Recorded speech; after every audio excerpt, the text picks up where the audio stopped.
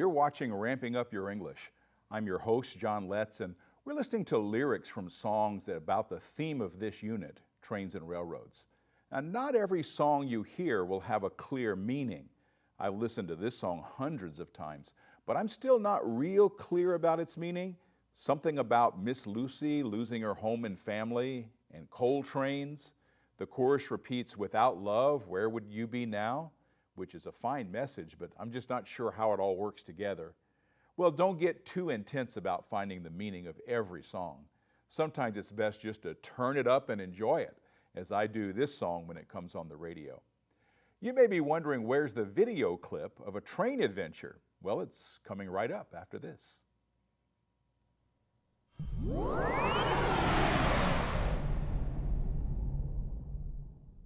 This is a Ramping Up Your English book review. If you've taken an interest in the theme of trains and railroads, you can grow that interest with Trains magazine. This is for the serious rail fan or just anyone who loves trains.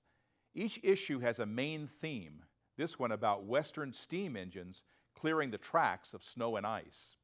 Since the featured events were for photographers, there are incredible pictures in this special winter and holiday issue. This issue also features Union Station in Kansas City, a beautifully remodeled historic train station served by Amtrak's Southwest Chief during its nighttime run between Chicago and Los Angeles. Trains magazine is also a good source of finding railroad museums closest to your home. If you want to know more, visit their website. I found my copy at a newsstand and I just couldn't resist buying it. This has been a Ramping Up Your English book review. I'm John Letts. Welcome back to Ramping Up Your English. Our goal is to help you elevate your level of English proficiency in a way that causes the least amount of stress. Our approach is to make English learning interesting and fun by using a thematic approach. Our first theme is trains and railroads. This is segment 2 of episode 21.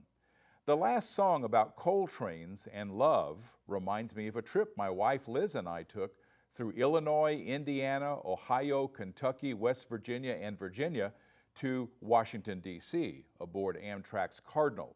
Here's the third part of that journey.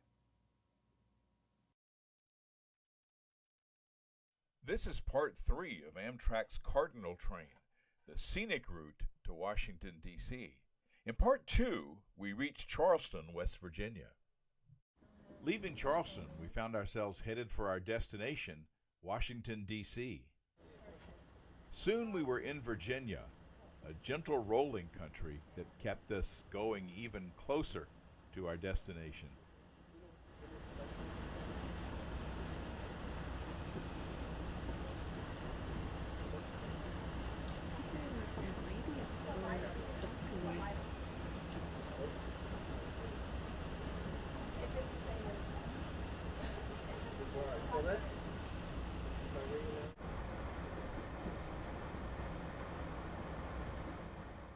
As John Denver wrote, "Life is old here, so is death.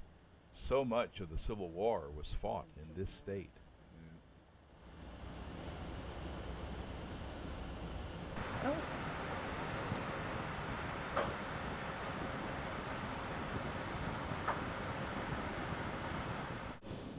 Now our excitement rose even more because here we are crossing the Potomac River. And we're getting our suitcases together to get off of this train because we're soon going to be in Washington, D.C. While the Cardinal went on to its end point in New York City, we explored our nation's capital. And then I can go here. And where are we here? Where are we? We are in Washington, D.C. at the National Mall. And no, we're not buying shoes here. We're looking at all the monuments and all the museums on our National Mall. West side. The wooden doors you see on the balcony are where every president since Ronald Reagan had their inauguration. The Washington Monument still towers over the mall, but in 2013 it was still being repaired for damage that it sustained during an earthquake. This is the Museum of Natural History, one of many Smithsonian Institute museums on the Washington Mall. Meet James Smithson, a wealthy Englishman who donated his entire estate to establish what has grown to be the largest museum and research organization in the world, the Smithsonian Institute. You can meet him. He's buried right here in the castle. Entrance into the Smithsonian museums is free, so the crowds get pretty big. From the mall, we got this enticing view of the White House in the distance. Since Congress had imposed the sequester, our White House tour was canceled. This is from the vantage point of probably, well, we know thousands of people were here that had bust into Washington, D.C. in 1963 to hear Martin Luther King right up there at the Lincoln Memorial give his I Have a Dream speech. We're standing on the spot where some people were standing listening to that speech. With the White House tour a no-go, the Lincoln Memorial became our main goal, so we're headed there on our first full day in the Capitol.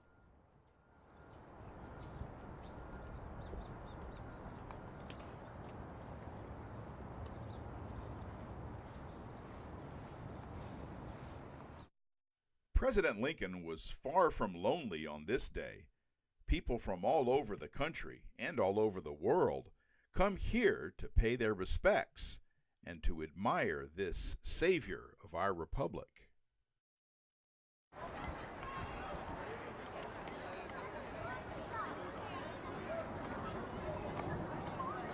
You ready? I couldn't see from the trees.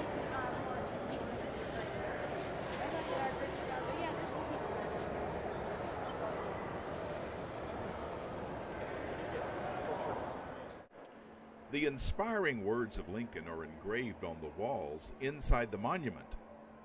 Visitors are encouraged to set a respectful, reflective mood, but all these people produce an energy of excitement and joy. And who can blame them to be in the symbolic presence of this great leader who held the country together during America's bloodiest war?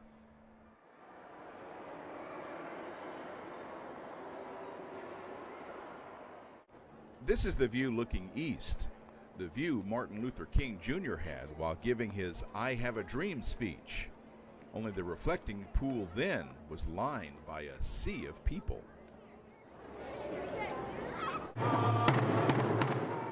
On the opposite end of the mall, 2 miles from the Lincoln Memorial, is the Smithsonian Institute's newest museum, the Native American Museum.